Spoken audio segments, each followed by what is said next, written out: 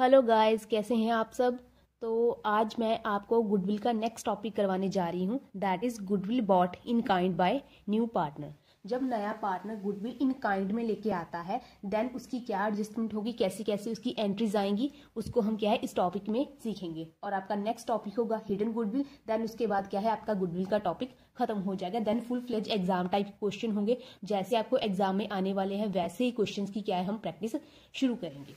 तो आप जल्दी से क्वेश्चन देखिए, छोटे छोटे क्वेश्चन है, ये आपको 2 मार्क्स के लिए ही आएंगे, इससे ज्यादा कि आपको एग्जाम में नहीं डाले जाएंगे। हाँ, पर बड़े क्वेश्चन के साथ इनको एड अप करके एक बड़ा क्वेश्चन आपको डाला जा सकता है। और आपको क्या है एडमिशन वाले टॉपिक में से एक बड़ा क्वेश्चन एग्जाम में आता ही आता है, चाहे वो सीबीएसई है, चाहे पीएससी भी है, चाहे और भी कोई अदर बोर्ड हो, आपको क्या एडमिशन में से एक बड़ा क्वेश्चन जो है आता ही आता है।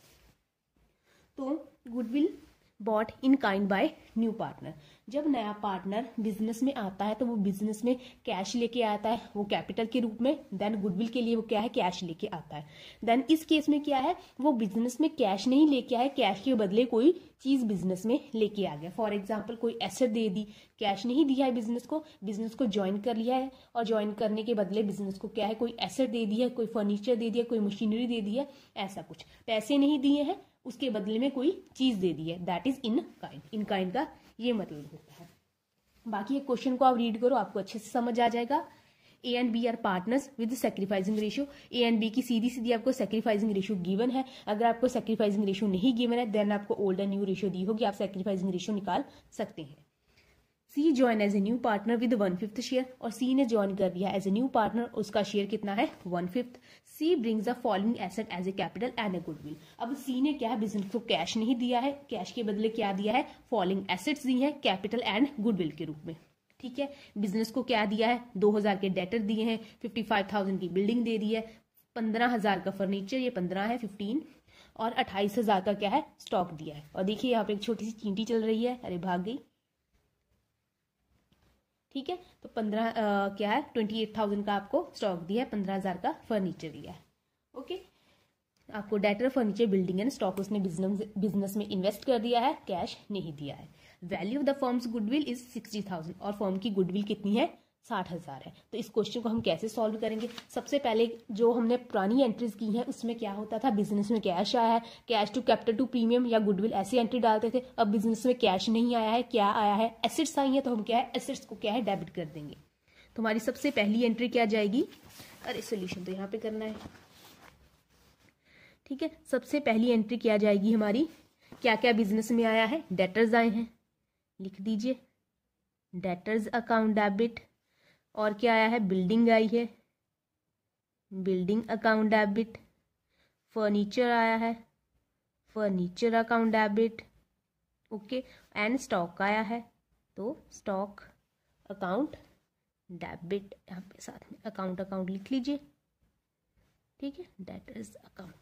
तो डेटर्स हैं 2000 के, लिख दीजिए। बिल्डिंग है 55,000 की, फर्नीचर है 15,000 का, एंड स्टॉक है 28,000 का। तो आप टोटल कर लीजिए कि उसने बिजनेस में कितने इन्वेस्ट किए हैं। अभी टोटल कर लेते हैं, 2000 plus 55,000 plus 15,000 plus 28,000, that is 1 lakh. उसने बिजनेस में कितने पैसे इन्वेस्ट किए, मतलब कितने की एसेट दी है, ये value of asset is 1 lakh. उसने बिजनेस को क्या है 1 लाख रुपए दिया है। ठीक है, अभी इसमें से अब 1 लाख रुपए की इसने asset they the, well and good. उसके बाद उसमें से ये पैसे जो एसेट्स उसने दी हैं ये कैपिटल एंड गुडविल दोनों के लिए दी है। अब हमें इसमें से 1 लाख में से कैपिटल कितनी है एंड गुडविल कितनी है ये हमें नहीं पता, हमें ये फाइंड करना होगा 1 लाख में कैपिटल कितनी है एंड 1 लाख में से गुडविल कितनी है। ये हम कैसे फाइंड कर सकते हैं, हमें फर्म की गुडविल कितनी दी है 60,000। ठीक है, और फर्म की गुडविल अगर 60,000 है तो इसमें से नए पार्टनर का कितना शेयर है 1/5, 1/5 निकाल दो, कितना आ गया दैट इज 12,000। तो गुडविल का शेयर कितना है 12,000, जो गुडविल के कितने पैसे लेके आएगा 12,000। अब 1 लाख दिया है, हमें तो सीधा सीधा पता चल गया 1 लाख दिया है, उसमें से 12,000 किसके लिए है गुडविल के लिए, तो बाकी कितना बचा है 88,000। ये किसके लिए होगा, ये कैपिटल के लिए होगा, ऑब्वियस सी बात है। ठीक है ना, ये 1 लाख की एसेट्स दी है उसने गुडविल एंड कैपिटल दोनों के लिए दिए, हमने गुडविल का शेयर निकाल लिया, उसका कितना बनता है, तो बाकी बैलेंस किसका होगा, ऑब्वियस सी बात है कि वो किसके लिए होगा, वो कैपिटल के लिए होगा। देन इसको क्या है, हम एंट्री में ट्रांसफर कर देते हैं टू सी है, C's capital account 88,000 to premium account that is 12,000। Premium कुछ लोग प्रीमियम लिखते हैं, कुछ लोग गुडविल लिखते हैं, आप जो वर्ड चाहो लिख सकते हो। आपकी पहली entry complete, and then second entry क्या होगी, प्रीमियम को सैक्रिफाइसिंग रेशियो में ट्रांसफर कर देना है। लिख लीजिए premium account debit to sacrificing partner कौन है, ए एंड बी, दोनों ही सैक्रिफाइसिंग है, यहाँ पे लिखा है sacrificing ratio A and B, to A's capital account to B's capital account, right. Premium कितना है 12,000 और उनकी रेशियो कितनी है सैक्रिफाइसिंग 7:3, 7:3 की रेशियो में क्या इसको डिस्ट्रीब्यूट कर देंगे, तो 12,000 इंटू 7 डिवाइडेड बाई 10, ये आ गया 8400।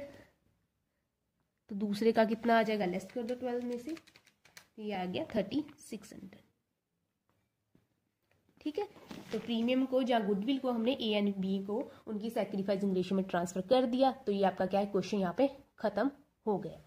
छोटा सा क्वेश्चन था, आपको 2 मार्क्स के लिए एग्जाम में आ सकता है। तो देन आपको जो नेक्स्ट टॉपिक है वो हिडन गुडविल का करवा दूंगी, देन ये टॉपिक वाइंड अप हो जाएगा, इसके आगे हम फुल फ्लेज क्वेश्चन करेंगे। तो आज के लिए इतना ही, थैंक यू सो मच।